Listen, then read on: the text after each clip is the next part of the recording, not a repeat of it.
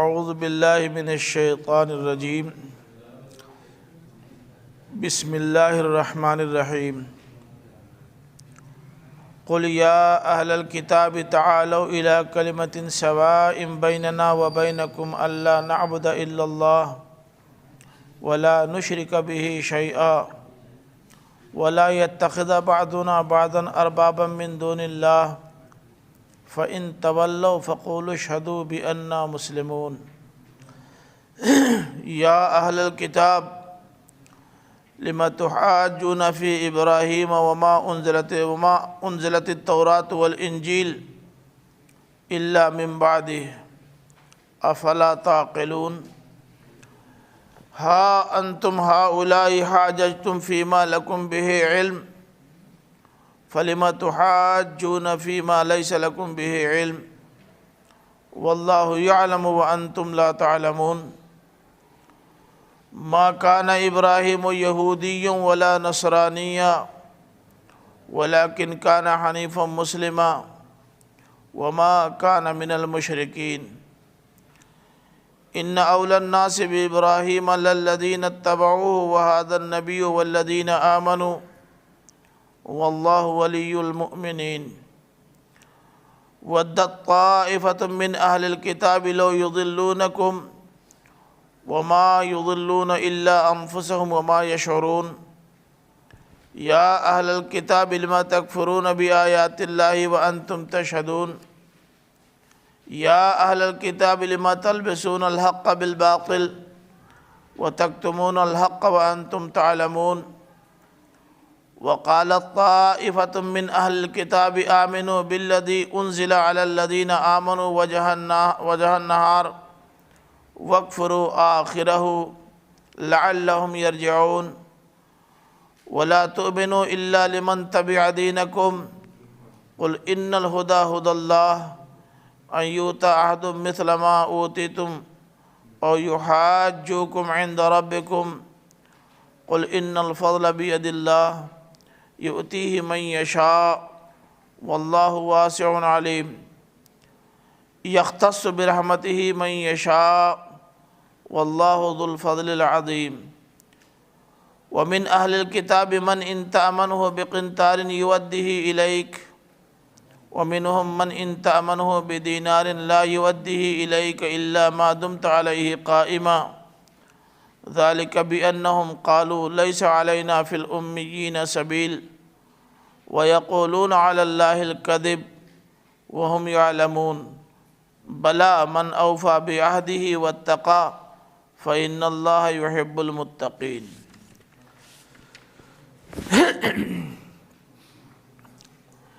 پیچھے حضرت عیسیٰ مسیح علیہ السلام کا جو اصل مقام و مرتبہ ہے وہ واضح کیا گیا اور ان کے تعلق سے جو غلط عقائد اور نظریات گڑھ لیے گئے تھے ان کا بھی ذکر تفصیل کے ساتھ ہو گیا۔ اب آگے اہل کتاب سے جن میں یہود بھی شامل ہے اور نصارہ بھی، دونوں سے الگ الگ کچھ باتیں کہی گئی ہیں جو ان کی بدعات سے متعلق ہیں۔ ساتھ ہی ساتھ انہیں دعوت دی گئی ہے ایک ایسے مشترک پلیٹ فارم پر آنے کی جس پر آنا ممکن تھا، اور دعوت کا اسلوب یہی ہے کہ جو لوگ عقائد اور نظریات میں آپ سے مختلف ہوں ان کو ان ایشوز پر اکٹھا کیجئے جو آپ کے اور ان کے درمیان مشترک ہیں۔ حکمت اور موعظہ حسنہ کا بھی بنیادی تقاضا یہی ہے، ادعو الی سبیل ربک بالحکمت والموعظۃ الحسنہ۔ فرمایا کہ اے نبی اہل کتاب سے کہو کہ تعالوا الی کلمۃ سواء بیننا وبینکم الا نعبد الا اللہ ولا نشرک بہ شیئا ولا يتخذ بعضنا بعضا اربابا من دون اللہ۔ اے نبی اہل کتاب سے کہو جن میں سر فہرست نصارہ ہیں، کیونکہ اس وقت جو گفتگو چل رہی ہے اصلاً انہی سے چل رہی ہے، کہ آؤ ایک ایسے کلمے کی طرف جو برابر ہے۔ سوا کے اصل معنی ہوتے ہیں وسط اور بیچ کے، اور جو چیز بیچ کی ہوتی ہے اس کی دو صفات بہت اہم ہیں۔ نمبر ایک، وہ زیادہ محفوظ، زیادہ متوازن، زیادہ پرکشش اور زیادہ قابل قبول ہوتی ہے، بیچ کی چیز۔ اسی بنیاد پر آپ کو بھی امت وسط قرار دیا گیا ہے۔ دوسری صفت اس کی یہ ہے، اس کا پہلو یہ ہے کہ جو بیچ کی چیز ہوتی ہے اس پر جتنا اختیار اس کنارے والوں کو ہوتا ہے اتنے ہی اختیار اس کنارے والوں کو بھی ہوتا ہے، اور اللہ تعالیٰ نے بیچ کی چیزوں کو رکھا بھی اسی لیے ہے تاکہ اس سے اپنا تعلق ادھر ادھر دونوں طرف کے لوگ جوڑ سکیں۔ یہاں یہ دونوں پہلو پیش نظر ہیں۔ اور کلمہ سوا سے مراد کیا ہے، آیت نے خود کھول دیا ہے۔ بطور خاص اشارہ نصارہ کی طرف ہونے کی وجہ یہ ہے کہ اس سورہ میں اصلی مخاطب وہی ہیں اور ساری گفتگو انہی سے ہو رہی ہے۔ بیچ میں کہیں کہیں یہود کو، کہیں مشرکین مکہ کو، اور کہیں اہل ایمان کو، کہیں صرف نبی کریم صلی اللہ علیہ وسلم کو مخاطب بنا لیا گیا ہے، لیکن اوورآل گفتگو انہی سے ہو رہی ہے، بحیثیت مجموعی مخاطب وہی ہیں۔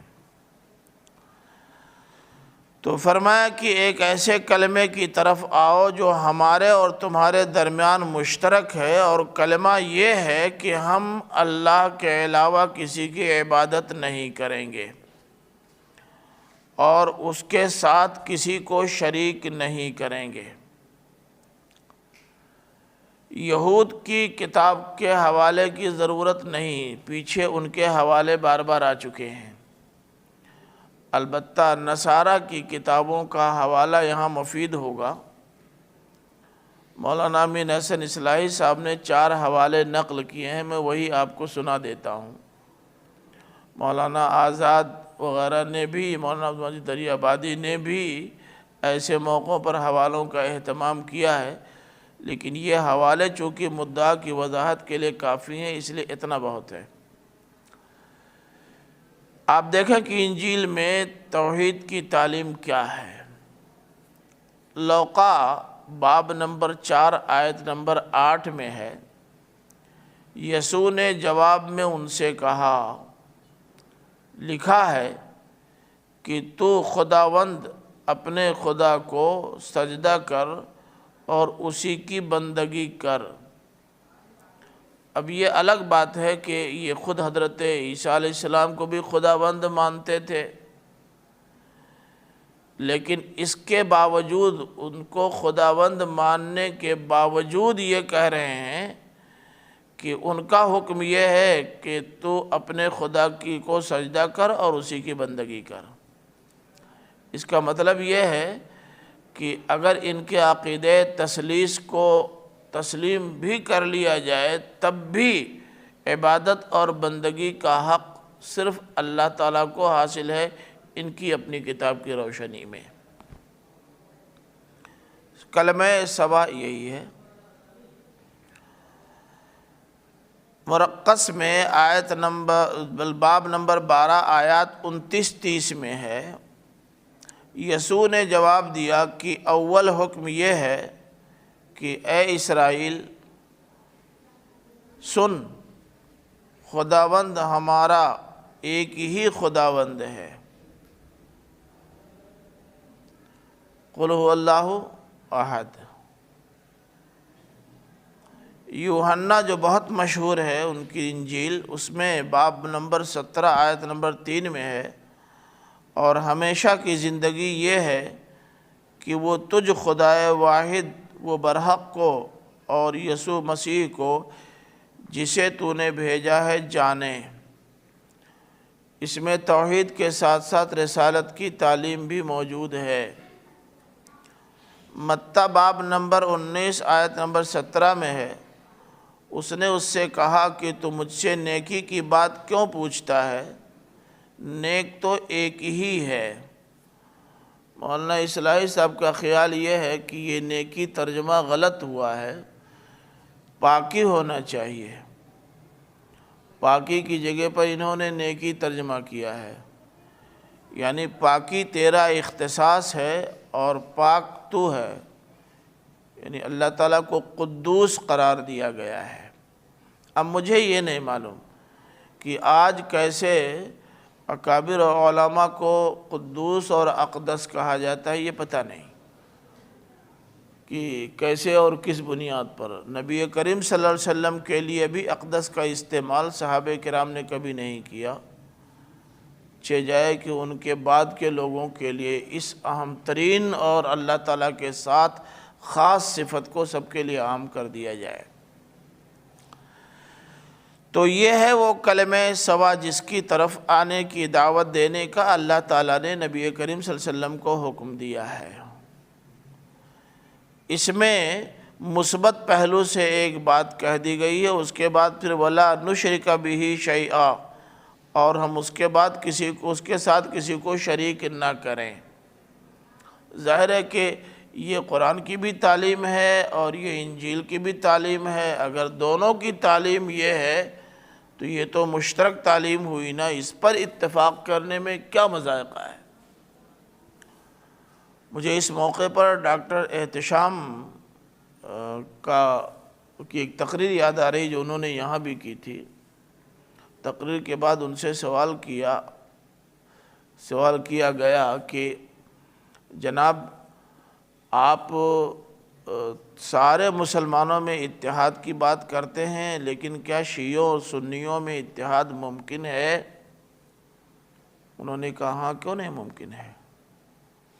تو پوچھا بنیاد کیا ہوگی؟ تو بتایا بنیاد قرآن مجید ہے۔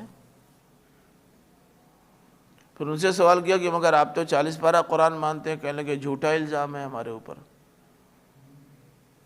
ہم بھی اتنا ہی قرآن مانتے ہیں جتنا مابین دفتین اس وقت ہماری نگاہوں کے سامنے ہے۔ ہاں، ہمارے ہاں بعض باطل فرقے ہیں جو یہ عقیدہ رکھتے ہیں، ہم اس کا اعتراف کر رہے ہیں، لیکن اگر آپ کے اندر ہمت ہے تو آپ بھی اعتراف کر لیجئے کہ آپ کے ہاں بھی بعض فرقے اور بعض افراد ہیں جو قرآن مجید کو مابین دفتین کے علاوہ بھی مانتے ہیں۔ ہمت ہو تو کیجئے۔ ابھی کل میں ایک شیعہ عالم کی تقریر سن رہا تھا، انہوں نے کہا کہ اگر دنیا آپ سے پوچھے مسلمانوں کہ آپ کے پاس کوئی ایک کتاب ایسی ہو جس پر سارے مسلمانوں کا اتفاق ہو تو ذرا اس کا نام لیجئے، تو آپ کس کتاب کا نام لیں گے؟ سوائے قرآن مجید کے اور کسی کتاب کا نام لے سکتے ہیں؟ لوگوں نے کہا نہیں۔ کہا تو چلیے بس قرآن مجید کو سب لوگ تسلیم کر لیجئے، اس بنیاد پہ تو اتحاد ہو سکتا ہے نا۔ تو اتحاد کی بنیادیں جب ایک مذہب اور دوسرے مذہب کے درمیان موجود ہیں تو ایک ہی مذہب کے ماننے والے مختلف مسالک کے درمیان وہی بنیاد کیوں نہیں کام کر سکتی؟ بس اسے بنیاد کے طور پر تسلیم کرنے کی ضرورت ہے بس۔ تیسری بات یہ کہی کہ وَلَا يَتَّخِذَ بَعْضُنَا بَعْضًا أَرْبَابًا مِّن دُونِ اللَّهِ، ہمارے بعض کو اللہ کو چھوڑ کر رب نہ بنائیں۔ اللہ تعالیٰ کا یہ حکم جب سامنے آیا تو اہل کتاب نے ایک سوال اٹھایا، حدیث کی تمام معتبر کتابوں میں موجود ہے وہ روایت، محدثین نے روایت کو صحیح قرار دیا ہے۔ انہوں نے سوال کیا کہ اے اللہ کے رسول، آپ رسالت کا دعویٰ کر رہے ہیں اور کہہ رہے ہیں کہ یہ فرمان خداوندی ہے، آپ بتا سکتے ہیں کہ ہم میں کون ہے جو اللہ کے علاوہ کو بھی رب مانتا ہو؟ تو اللہ کے رسول صلی اللہ علیہ وسلم نے فرمایا کہ کیا ایسا نہیں ہے کہ آپ لوگوں نے اپنے علماء کو تحلیل اور تحریم کا حق دے دیا ہے، وہ جسے چاہیں حلال کہہ دے، جسے چاہیں حرام کہہ دیں، اور اگر ان کی تحلیل اور تحریم آپ کی کتاب کی تحلیل اور تحریم کے خلاف ہو تب بھی آپ اس کی کوئی تعویل کرتے اور ان کی بات مانتے ہیں۔ کہاں ایسا تو ہے؟ کہا بس یہی ہے رب بنانا۔ تو ہم صرف اللہ کو رب بنائیں، بس اللہ کے علاوہ کسی کو نہیں۔ قرآن کا فتویٰ آ جانے کے بعد کسی فتویٰ کے لیے کوئی گنجائش نہ چھوڑیں۔ فَإِن تَوَلَّوْا، اے نبی اگر یہ لوگ اس کلمہ سوا کی طرف آنے سے اعراض کریں، منہ پھیریں، اور اس مشترک کلمے کی بنیاد پر اتحاد سے گریز کریں، تو تمہارا کام ختم ہے۔ اب ان کو لازماً متحد رکھنے کی کوشش کرنا تمہارے اوپر لازم نہیں ہے۔ بس اب ان سے کہہ دو فقولوا اشہدوا بأننا مسلمون، ان سے کہہ دو کہ گواہ رہو کہ ہم تو مسلمان ہیں، یعنی ہم نے سر اطاعت خم کر دیا ہے۔ اور آپ جانتے ہیں کہ مسلمین یہ صرف اصطلاحی معنی ہی نہیں ہے، بلکہ ہم نے اپنے آپ کو تو مکمل طور سے اللہ کے حوالے کر دیا، اللہ کے پرتے آتم سمرپڑ کر دیا۔ اب یہ بات کہہ سکتا ہے وہ جس نے واقعی اللہ تعالیٰ کے حوالے اپنے آپ کو مکمل طور سے کر دیا ہے۔ اگر ہم بھی اس پوزیشن میں ہیں کہ کہہ سکے کہ ہم نے اپنے آپ کو اللہ کے حوالے مکمل طور سے کر دیا ہے، تو اتحاد کی بنیاد جو کچھ موجود ہے اس کی بنیاد پر اتحاد کی کوشش کر سکتے ہیں، اور کوشش میں ناکام ہو جائیں تو بارگاہ خداوندی میں نجات کے لیے اتنا کافی ہے کہ ہم کہہ دیں انا مسلمون۔ لیکن مسلمون کی سند لینے کی اہلیت پیدا کرنی ہوگی۔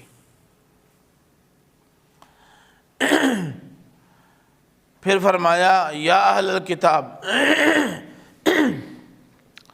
لما تحاجون فی ابراہیم وما انزلت التوراۃ والانجیل الا من بعدہ، اے اہل کتاب تم ابراہیم کے سلسلے میں محاجہ کیوں کرتے ہو؟ بالعموم محاجہ کٹ حجتی کے لیے استعمال ہوتا ہے، بال کی کھال نکالنے کے لیے، بے بحث کی بحث پیدا کرنے کے لیے، خواہ مخواہ اڑنگا ڈالنے کے لیے، باتوں کو توڑنے مروڑنے کے لیے، تصویر کچھ سے کچھ کر دینے کے لیے بالعموم محاجہ اسی لیے آتا ہے۔ ضروری نہیں ہے کہ ایسا ہی ہو، لیکن اگر دونوں فریق میں سے کوئی ایسا ہو تو اس کے لیے محاجہ کا استعمال ہوگا۔ اے اہل کتاب ابراہیم کے بارے میں تم حجت کیوں کرتے ہو؟ تم کہتے ہو کہ ہمارا تعلق ابراہیم سے ہے، ہم ابراہیمی ہیں، اور اس مسئلے پر پوری قوت صرف کرتے ہو کہ ہم ان کے عقیدت کیش اور ان کے ماننے والے ہیں۔ عجیب بدقسمتی یہ ہے کہ شاہ ولی اللہ محدث دہلوی رحمۃ اللہ علیہ سے نسبت مسلمانوں کے تمام فرقے کرتے ہیں، اور سب کا دعویٰ یہی ہے کہ شاہ صاحب کے اصلی پیروکار ہم لوگ ہیں۔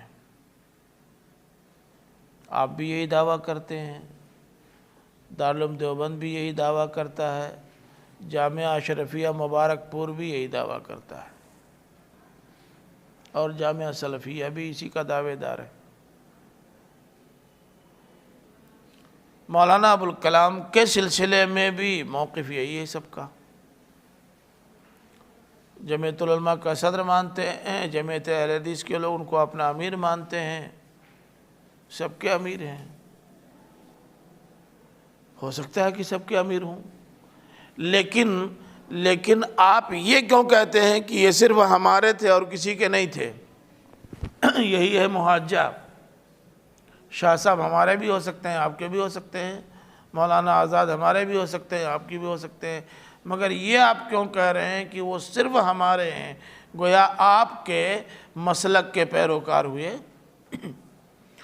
یہاں حضرت ابراہیم کے تعلق سے اللہ تعالیٰ نے یہی کہا کہ اے اہل کتاب، ابھی تو اللہ کے رسول سے کہا کہ اے نبی آپ ان سے یہ کہہ دو، اور اب ڈائریکٹ اللہ تعالیٰ نے ان کو مخاطب بنایا۔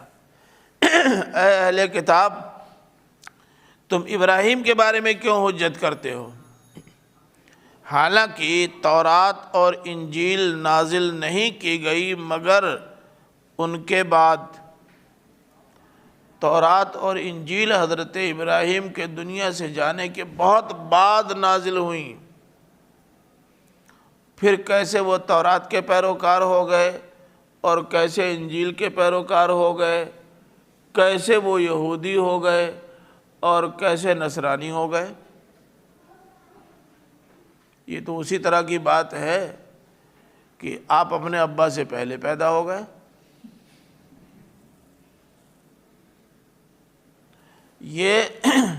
یہ صرف محاجہ ہو سکتا ہے بس، حقیقت سے اس کا کوئی تعلق نہیں۔ افلا تعقلون، کیا عقل سے کام نہیں لیتے؟ عقل سے کام لوگے تو تمہارا یہ دعویٰ تو قابل تسلیم ہو سکتا ہے کہ تم ابراہیمی ہو، چاہے ہو چاہے نہ ہو، لیکن یہ کہنا کہ ابراہیم ہمارے تھے، ابراہیم ہمارے مذہب کے پیروکار تھے، ابراہیم کا مذہب وہ تھا جو ہمارا مذہب ہے، ترتیب الٹ گئی۔ ہمارا مذہب وہ ہے جو ابراہیم کا ہے، یہ تو چل سکتا ہے، لیکن جو ہمارا مذہب ہے وہ ابراہیم کا مذہب تھا، یہ کیسے چلے گا؟ تمہارے مذہب کے وجود میں آنے سے بہت پہلے ابراہیم یہاں سے چلے گئے، تمہارے مذہب کے پیروکار کیسے ہو گئے؟ افلا تعقلون، اتنی بدھی نہیں ہے، عقل کا اس حد تک بھی استعمال نہیں کرتے، حماقت اس حد تک پہنچی ہوئی ہے۔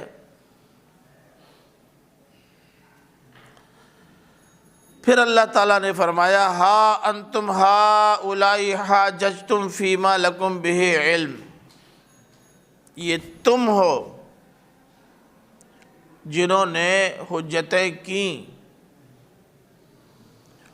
اس میں جس کا تم کو کسی حد تک علم تھا۔ یعنی گویا حجت کرنا، بحث و تکرار کرنا، اپنی بات منوانے کے لیے اڑ جانا تمہارا مزاج رہا ہے۔ چلو کوئی بات نہیں، جن چیزوں کے بارے میں کسی حد تک تمہیں علم تھا، اس حد تک اگر تم ان کے بارے میں لڑنے کی ہمت کرو تو کہا جا سکتا ہے کہ اس کا جواز موجود ہے۔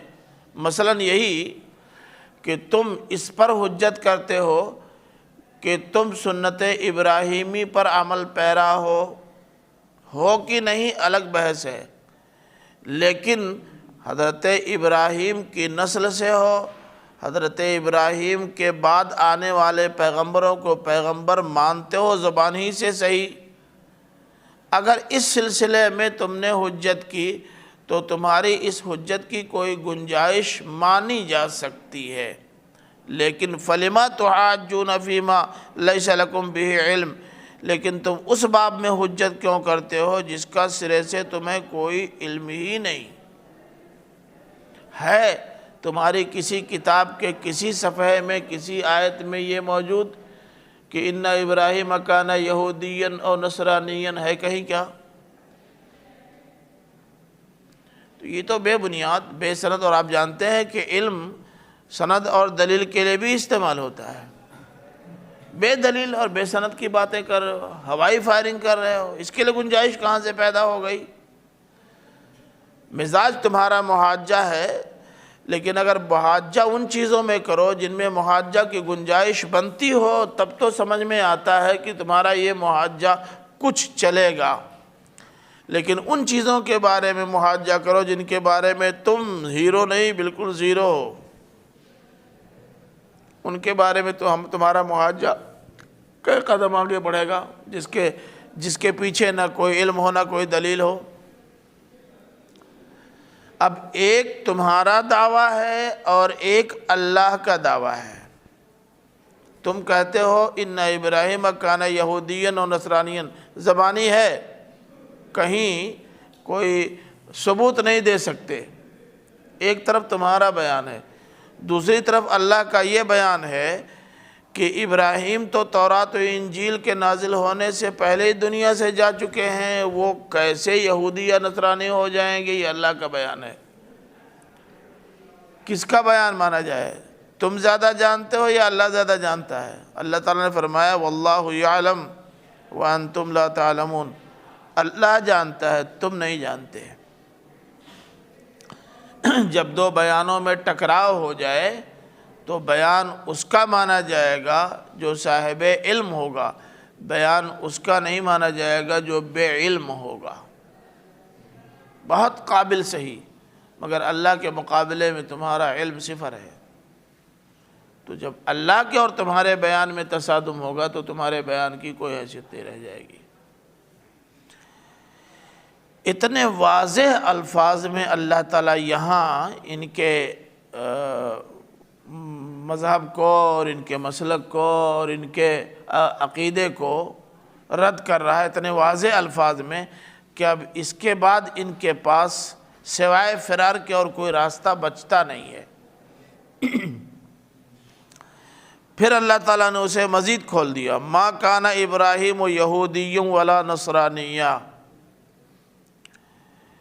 فرمایا کہ ابراہیم نہ یہودی تھے اور نہ نصرانی، تمہارا یہ دعویٰ غلط جھوٹا ہے۔ ولیکن کان حنیفا مسلما، بلکہ وہ یکسو تھے اللہ کی طرف اور اللہ تعالیٰ کے لیے اپنے آپ کو وقف کر چکے تھے۔ یہ ہے ان کی شناخت، یہ ہے ان کا حقیقی تعارف۔ تم نے ان کا جو تعارف کروایا ہے وہ غلط اور بے بنیاد ہے، تعارف صحیح یہ ہے۔ اور اب چلتے چلاتے ان کو بھی، کفار اور مشرکین کو بھی اسی میں شامل کر لیا کہ وما کان من المشرکین، اور وہ مشرکوں میں سے بھی نہیں تھے۔ اس لیے نہ صرف یہ کہ نصارہ کا دعویٰ غلط اور بے بنیاد ہے، بلکہ یہود اور مشرکین مکہ کا بھی دعویٰ بالکل غلط اور بے بنیاد ہے۔ تب سوال یہ پیدا ہوتا ہے کہ کیا ابراہیمی نقش قدم پر چلنے والے آج دنیا میں موجود نہیں ہیں؟ ان اولی الناس بابراہیم للذین اتبعوہ وہذا النبی والذین آمنوا، ابراہیم سے نسبت کے سب سے زیادہ مستحق وہ ہیں جنہوں نے ان کی اتباع کی ہے، اور بلا شبہ اہل کتاب میں بھی ایسے لوگ موجود تھے اس وقت جب قرآن نازل ہو رہا تھا کہ ان کے پاس حضرت ابراہیم علیہ السلام کی حیات کا جتنا بے آمیز حصہ موجود تھا وہ اسے تسلیم کرتے تھے۔ یہود میں بھی ایسے لوگ تھے اور نصارہ میں بھی ایسے لوگ موجود تھے۔ یہ ورقہ ابن نوفل وغیرہ سب انہی لوگوں میں سے تھے۔ کئی لوگوں کا ذکر آپ نے پڑھ لیا، اس میں سیر من حیات صحابہ میں بھی۔ تو اتباع سے اشارہ اہل کتاب کے صالحین کی جانب ہے، اور یہ نبی اور ان کے ساتھ جو ایمان لائے ہیں وہ یہ ابراہیم کے ساتھ نسبت کے زیادہ مستحق ہیں کیوں نہیں؟ ابراہیم زندہ ہیں، ابراہیمی سنت زندہ ہے، اور اللہ تعالیٰ نے حضرت ابراہیم علیہ السلام کو تو پوری دنیا کے لیے ایک اسوہ قرار دیا ہے۔ اور قرآن مجید میں بھی آپ نے پڑھا ہوگا کہ صرف 2 پیغمبر ایسے ہیں جن کو قرار دیا ہے، ایک تو وہ جو آج بھی ہمارے پیغمبر ہیں، اور دوسرے حضرت ابراہیم علیہ السلام۔ وجہ اس کی یہی ہے کہ حضرت ابراہیم علیہ السلام کی سنتوں میں سے کئی سنتیں باقی رہ گئیں، اور اللہ کے رسول صلی اللہ علیہ وسلم نے اپنے زمانے میں انہی کو جاری اور ساری رکھا، مٹایا نہیں، باقی کسی کی کوئی سنت باقی نہیں رہی۔ حضرت موسیٰ کی ساری سنتیں اڑا دی گئیں، حضرت عیسیٰ کی ساری سنتیں اڑا دی گئیں، ان کا طریقہ زندگی بالکل پردہ خفا میں چلا گیا۔ واللہ ولی المؤمنین، اور اللہ مومنوں کا دوست ہے، منافقوں کا دوست نہیں ہے، کافروں کا دوست نہیں ہے، باغیوں کا دوست نہیں ہے۔ یہ تسلی کا جملہ ہے، یعنی جو لوگ بھی اللہ پر ایمان لائے ہیں اور اللہ کے آخری رسول پر ایمان لائے ہیں، وہ اطمینان رکھیں کہ ان کا کارساز اللہ ہے، اور جن کا کارساز اللہ ہو ان کا کام کوئی بگاڑ نہیں سکتا۔ یہ ان کے لیے تسلی کا پہلو ہے، اور چاہیں تو یہ کہہ دیں کہ پس پردہ اس میں شرارت پسند عناصر کے لیے ایک طرح کی وعید اور تہدید بھی ہے۔ وَدَّتْ طَائِفَةٌ مِّنْ أَهْلِ الْكِتَابِ لَوْ يُضِلُّونَكُمْ وَمَا يُضِلُّونَ إِلَّا أَنفُسَهُمْ وَمَا يَشْعُرُونَ۔ اب دیکھیں، بات چلی تھی نصارہ سے، اس میں یہود کو بھی شامل کر لیا، اور ما کان من المشرکین کے ساتھ مشرکین کو بھی شامل کر لیا۔ جب یہ سارے گروپ شامل ہو گئے تو اب باقی بچتے تھے مومنین۔ مومنین کا ذکر بھی ھذا النبی والذین آمنوا واللہ ولی المؤمنین کے ذریعے کر دیا، یعنی گویا ذہنی طور سے مومنین مخاطب بن گئے۔ اب جب بن گئے تو اللہ تعالیٰ نے ان سے خطاب کر کے ایک بات کہہ دی۔ یہیں بات سے بات نکلتی ہے نا، اور جب بات نکلتی ہے تو اس پر کچھ نہ کچھ تبصرہ ہو جاتا ہے۔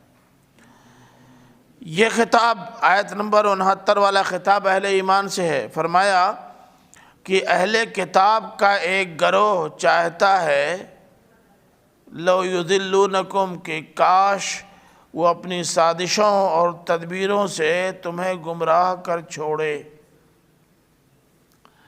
کوشش اور خواہش ہے، اور اس کے ساتھ ساتھ مستقل طور سے وہ یہ تمنا پالے بیٹھے ہیں کہ تم کو گمراہ کر دیں۔ یہ کون لوگ ہیں؟ تم مومنین ہیں۔ لیکن اللہ تعالیٰ نے فرمایا کہ وَمَا يُضِلُّونَ إِلَّا أَنفُسَهُمْ، وہ گمراہ نہیں کر رہے مگر اپنے آپ کو۔ کیوں؟ اس لیے کہ مومنین کا تو اللہ تعالیٰ ولی ہے، اور ان کا کوئی کام بگاڑنے نہیں دے گا۔ ان کی تمام شرارتوں، سازشوں، ریشہ دوانیوں کے باوجود یہ منافقین اور معاندین اور حاسدین اہل ایمان کا کچھ نہیں بگاڑ سکیں گے، کیونکہ اللہ تعالیٰ کی ولایت میں ہے وہ۔ البتہ اپنا بگاڑیں گے۔ اپنا کیسے بگاڑیں گے؟ جتنے ہی زیادہ ان کے خلاف سازشیں کریں گے اور ان کو گمراہ کرنے کی کوشش کریں گے، اتنے ہی زیادہ گمراہی پر ان کا دل جمتا جائے گا۔ اور جب کوئی غلط کام کرتے کرتے کرتے کرتے آدمی اس کا عادی ہو جاتا ہے تو حس بھی مر جاتی ہے۔ اب اس کو وہ غلط کام غلط نظر نہیں آتا۔ کس کا نقصان ہے؟ کرنے والوں کا۔ وما یشعرون، لیکن افسوس یہ ہے کہ ان کو اس کا احساس نہیں ہو رہا ہے۔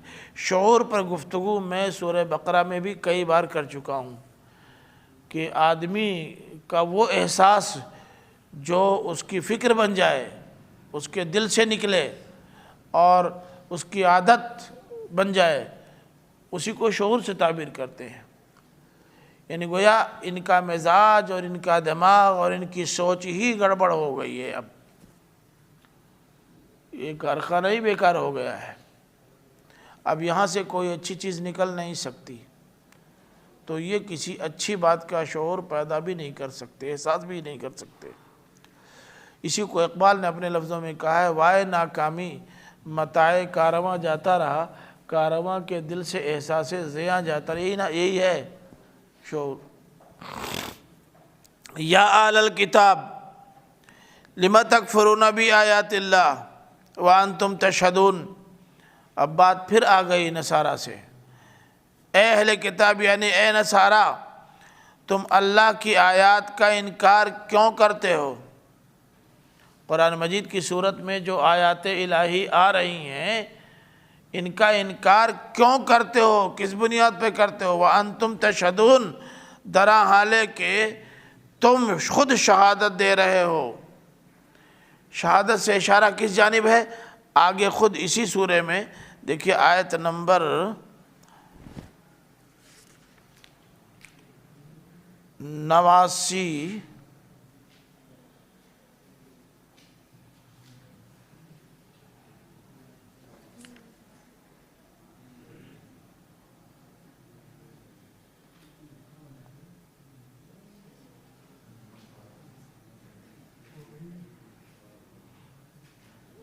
ہاں یہ آیت نمبر 81 میں ہے، دیکھیے وَإِذْ أَخَذَ اللَّهُ مِيثَاقَ النَّبِيِّينَ لَمَا آتَيْتُكُم مِّن كِتَابٍ وَحِكْمَةٍ ثُمَّ جَاءَكُمْ رَسُولٌ مُّصَدِّقٌ لِّمَا مَعَكُمْ لَتُؤْمِنُنَّ بِهِ وَلَتَنصُرُنَّهُ قَالَ أَأَقْرَرْتُمْ وَأَخَذْتُمْ عَلَىٰ ذَلِكُمْ إِصْرِي قَالُوا أَقْرَرْنَا قَالَ فَاشْهَدُوا وَأَنَا مَعَكُم مِّنَ الشَّاهِدِينَ۔ یہ شہادت تو خود تم دے رہے ہو اور تمہارے یہاں تمہارا اقرار موجود ہے تمہاری اپنی کتابوں میں۔ تو جو شہادت دے رہے ہوں، اقرار کر رہے ہوں اور آج تک اپنی کتابوں کی جو تلاوت کر رہے ہیں ان کتابوں میں ان کی یہ گواہی موجود ہو، اگر وہ اس کی موجودگی کے باوجود بھی اللہ کا انکار کرتے ہیں تو سوال تو بنتا ہے نا کہ لما تکفرون بآیات اللہ، تم اللہ کی آیات کا انکار کیوں کرتے ہو؟ اقرار نہ کر رہے ہوتے، انکار کر رہے ہوتے تب بھی مجرم ہوتے، لیکن شاید اتنے بڑے مجرم نہ ہوتے، لیکن اقرار کے بعد انکار تو جرم کو بڑھا دیتا ہے۔ یا اہل الکتاب لم تلبسون الحق بالباطل وتکتمون الحق وانتم تعلمون۔ بات آ گئی اہل کتاب کی تو پھر یہود تک چلی گئی، نصارہ کی بات آئی تو پھر یہود تک چلی گئی، کیونکہ یہ حق کا باطل کے ساتھ التباس یہ یہود کا مزاج تھا۔ فرمایا کہ اے اہل کتاب یعنی اے یہودیو، تم باطل کے ساتھ حق کو خلط ملط کیوں کرتے ہو؟ یعنی باطل اور حق دونوں کو ملا کر کے اسے حق قرار دے رہے ہو۔ باطل کو باطل رہنے دو، حق کو حق رہنے دو۔ ایک طرف توحید کے قائل بھی ہو، دوسری طرف شرک کا آمیزہ بھی اس کے اندر موجود ہے، یہ کل کیسے ہو سکتا ہے؟ مفتی صاحب کو دے دیجیے۔ وَتَكْتُمُونَ الْحَقَّ وَأَنْتُمْ تَعْلَمُونَ، اور تم حق کو چھپاتے ہو درا حال ہے کہ تم اچھی طرح جانتے ہو کہ حق کیا ہے، لیکن حق پر پردہ ڈالتے ہو۔ اور آپ نے شاید یہ سنا ہو کہ یہود کے لیے حق کو چھپانا اس لیے بھی آسان تھا کہ ان کے ہاں کتابوں کے ایڈیشن اس طرح کے نہیں تھے جیسے ہمارے ہاں قرآن مجید کے ہیں۔ انہوں نے تورات کو ابواب میں بانٹ دیا تھا، یہ کتاب العقائد ہے اور یہ کتاب العبادات اور یہ کتاب المعاملات، الگ الگ کتابوں میں انہوں نے بانٹ دیا تھا۔ اب کتاب العقائد تک دسترس عام لوگوں کی نہیں تھی،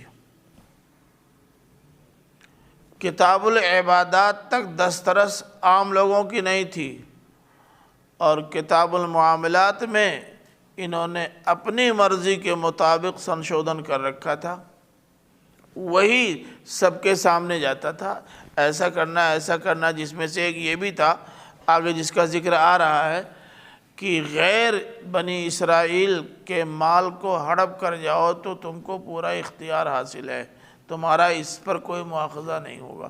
اسی میں آگے آ رہا ہے، یہ ان کی کتاب المعاملات میں موجود ہے۔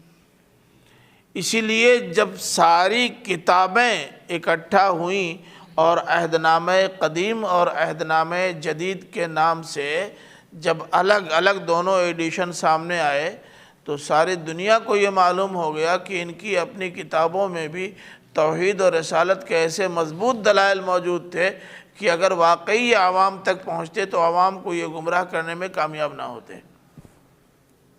یہ حال ہے۔ فرمایا وَقَالَتْ طَائِفَةٌ مِّنْ أَهْلِ الْكِتَابِ آمِنُوا بِالَّذِي أُنزِلَ عَلَى الَّذِينَ آمَنُوا وَجْهَ النَّهَارِ وَاكْفُرُوا آخِرَهُ لَعَلَّهُمْ يَرْجِعُونَ۔ اہل کتاب کی ایک جماعت نے یہ کہا کہ آمنو، ایمان لاؤ۔ اہل کتاب کی ایک جماعت اپنے لوگوں سے کہہ رہی ہے آمنو، ایمان لاؤ، بالذی انزل علی الذین آمنوا وجہ النہار، اس پر ایمان لاؤ جس پر یہ لوگ ایمان لائے ہیں، یعنی قرآن مجید پر۔ یہ بدماشی بھی یہود کی تھی، انہوں نے اپنے لوگوں سے کہا کہ ایمان لاؤ اس پر جس پر یہ لوگ ایمان لائے ہیں، وجہ النہار، دن کے چہرے یعنی دن کے آغاز پر ایمان لاؤ، اور دن کے اختتام پر اس کا انکار کر دو۔ یہ خذو وجہ النہار واترکو آخرہ، یہ اور اس طرح کے الفاظ بطور محاورہ استعمال ہوتے ہیں۔ اس کا سیدھے سیدھے یہ مطلب نہیں ہوتا کہ صبح میں 7 بجے ایمان لاؤ اور شام کو 5 بجے استعفیٰ دے دو۔ یہ اسی طرح کی بات ہے جیسے ہم کہتے ہیں کہ آج لوگ بہت بگڑ گئے ہیں، نوجوان بہت، آج کا مطلب 1 فروری کو تھوڑے، آج کا مطلب یہ موجودہ پیریڈ، یہ عہد۔ تو اسی طرح یہ بھی ہے، یعنی یہ اپنے لوگوں کو پڑھاتے تھے کہ ایسا کرو کہ تم ایمان لے آؤ قرآن پر، اور کچھ دنوں تک اپنے آپ کو مومن شو کرو،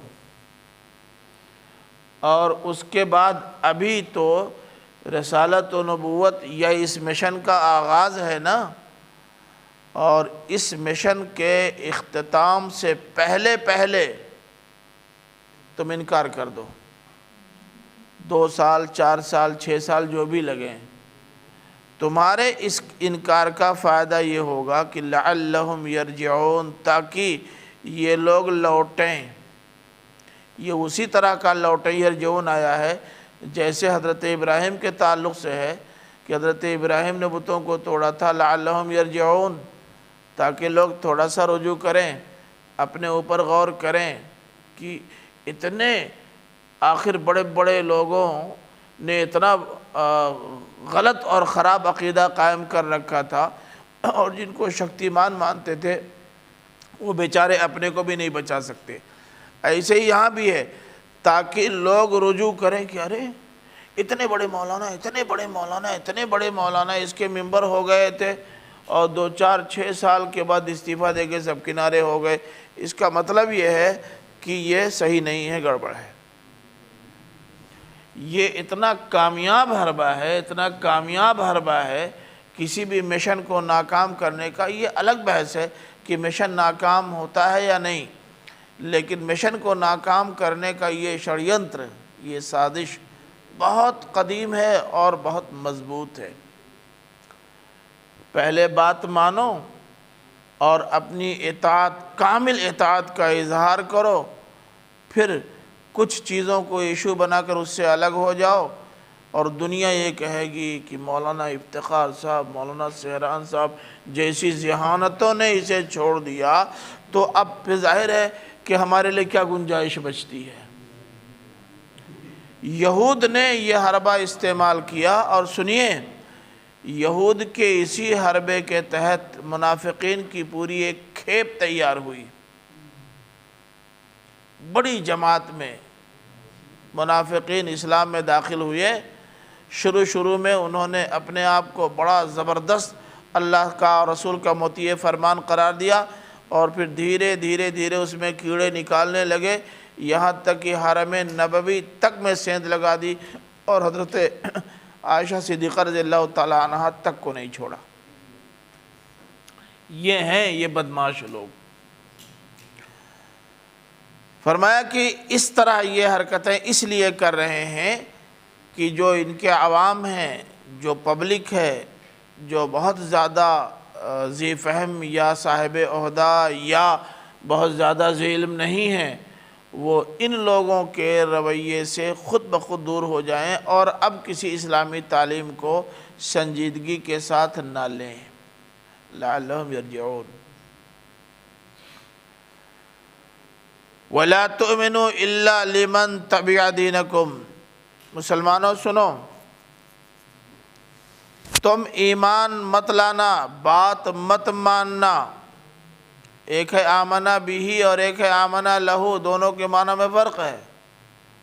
یہاں آمنا لہو ہے، تم بات نہ ماننا، تم باور مت کرنا ان کے فلسفے کو جو تمہارے دین کے پیروکار نہیں ہیں۔ تم بات مانو نہ مانو مگر ان کی جنہوں نے تمہارے دین کی اتباع کی ہے۔ یہ بہت بڑا علامہ اور بہت بڑا اولانا اور بہت بڑا مولانا مت دیکھنا، تم دیکھنا کہ تمہارے دین سے سچی محبت کن کو ہے، تم ان کی بات ماننا۔ قل ان الہدی ہدی اللہ، یہ لا تؤمنوا الا لمن تبع دینکم کے بعد ہے ان یؤتی احد مثل ما اوتیتم او یحاجوکم عند ربکم۔ اب اس کو سامنے رکھیے تو جو گفتگو ابھی ہم نے کی ہے اس کی تائید ہوتی ہے یا تردید؟ مولانا لوگوں کی بات مت ماننا، بہت اہم شخصیات پر توجہ مت دینا، جو واقعی تمہارا دین ہے اس سے چمٹے رہنا، ایک پہلو یہ ہے۔ میں نے اس کا ذکر پہلے اس لیے کر دیا ہے کہ ہمارے ہاں مفسرین نے یہ نکتہ نکالا ہے، بلکہ بہت بڑی تعداد نے یہی مفہوم نکالا ہے۔ پھر اس کے بعد ایک لمبا سا محذوف ماننا پڑا ہے، تب جا کر کے بات بنی ہے ان یؤتی احد مثل ما اوتیتم کی۔ آپ اس کو ذرا ملا کے دیکھیے، اصل عبارت یوں ہے کہ وَلَا تُؤْمِنُوا إِلَّا لِمَنْ تَبِعَ دِينَكُمْ أَنْ يُؤْتَى أَحَدٌ مِثْلَ مَا أُوتِيتُمْ، اور قُلْ إِنَّ الْهُدَى هُدَى اللَّهِ، یہ بیچ میں ایک الگ جملہ ہے۔ تو خطاب مسلمانوں سے بنتا ہے یا یہود کے سرغنوں کا خطاب ان کی اپنی جماعت سے بنتا ہے؟ بولے؟ یہ بھی یہودی ہی کہہ رہے ہیں، اپنے لوگوں سے کہہ رہے ہیں جن سے انہوں نے کہا تھا ابھی کہ آمنوا وجہ النہار واکفروا آخرہ، اب وہی انہی لوگوں سے کہہ رہے ہیں کہ لا تؤمنوا الا لمن تبع دینکم، تم دیکھو بھائی ان لوگوں کی بات نہ ماننا جو تمہارے دین کے پیروکار نہیں ہیں، جن کا تعلق یہودیت سے نہیں ہے، جو لوگ یہودیت کو تسلیم ہی نہیں کرتے ہیں، تم بھی ان کی بات تسلیم مت کرنا۔ اور ان یوتا میں ان سے پہلے مخافتہ محذوف ہے، مبادا کے یوتا احدن، کسی کو دے دیا جائے اس کے مثل جو تمہیں دیا گیا، اگر تم ان کی بھی بات مان لو گے تو پھر ان کا یہ دعویٰ اور مضبوط ہو جائے گا کہ جی جو آخری دین آنے والا تھا یا جو آخری شریعت آنے والی تھی، جو آخری کتاب آنے والی تھی، جو آخری رسول آنے والا تھا وہ آ گیا، اور جب ان کی بات ہی نہیں سنو گے تو اس پر ایمان لانے کا راستہ ہی نہیں کھلے گا۔ قصہ ختم۔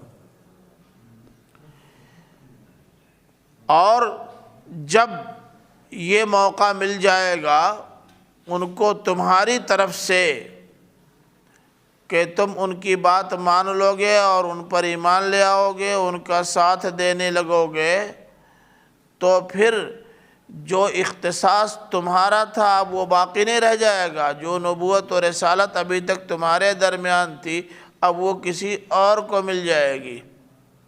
عادن سے اشارہ بنی اسماعیل کی طرف ہے۔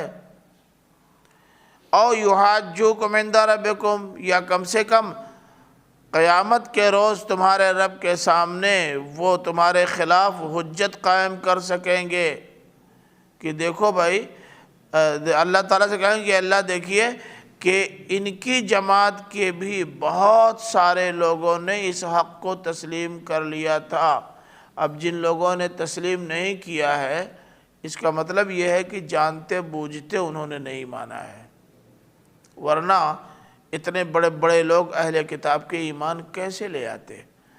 تو اگر تم واقعی ایمان لے آؤ گے تو تمہارے خلاف یہ دلیل قائم کریں گے کہ فلاں فلاں لوگوں نے تو مان لیا تھا، اور اگر تم ایمان لاؤ گے لیکن پھر پیچھے ہٹ جاؤ گے تو ان کو موقع نہیں ملے گا کہ ان کی جماعت کے بھی کچھ لوگ ہمارے ساتھ آئے، بلکہ یہ کہنے کا موقع ملے گا کہ یہ لوگ آئے تو شروع میں جھانسے میں آ کر، لیکن جب حقیقت واضح ہوئی تو واپس چلے گئے۔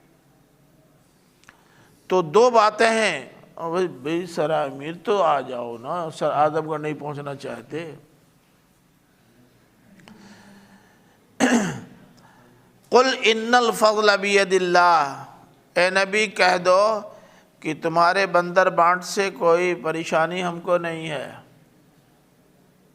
کہہ دو کہ فضل اللہ کے ہاتھ میں ہے، یؤتیہ من یشاء، وہ جسے چاہتا ہے دیتا ہے۔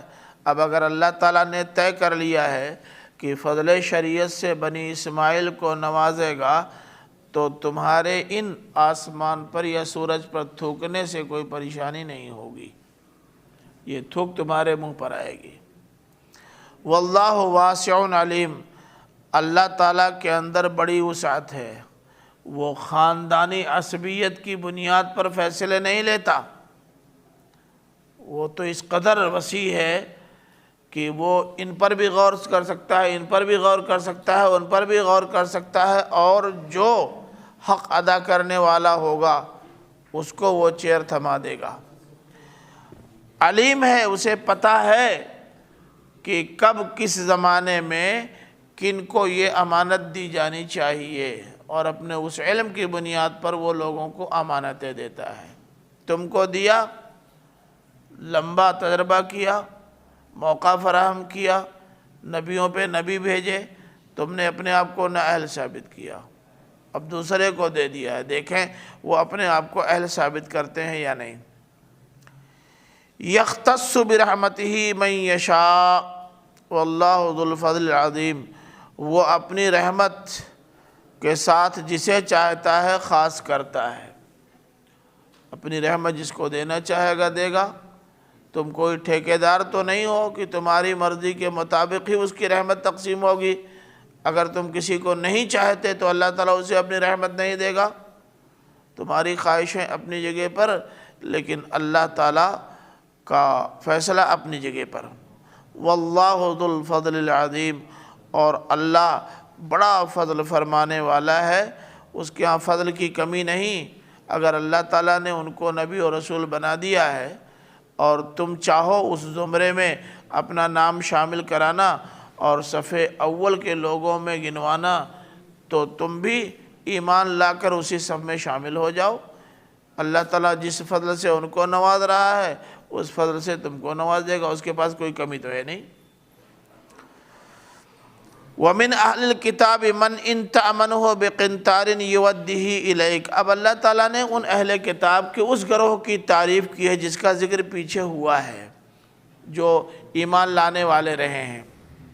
فرمایا کہ اہل کتاب میں ایسے لوگ بھی ہیں کہ اگر تم ان کو ڈھیر سارے مال کا امین بناؤ، قنطار کے معنی ڈھیر، اگر ڈھیر سارے مال کا تم ان کو امین بناؤ، یودہ الیک، تو جب واپس کرنے کا موقع آئے گا کل کا کل تم کو واپس کر دیں گے۔ انہی اہل کتاب میں ایسے لوگ بھی ہیں، یعنی یہ امین ہیں، عہد و پیمان کے پاسدار ہیں۔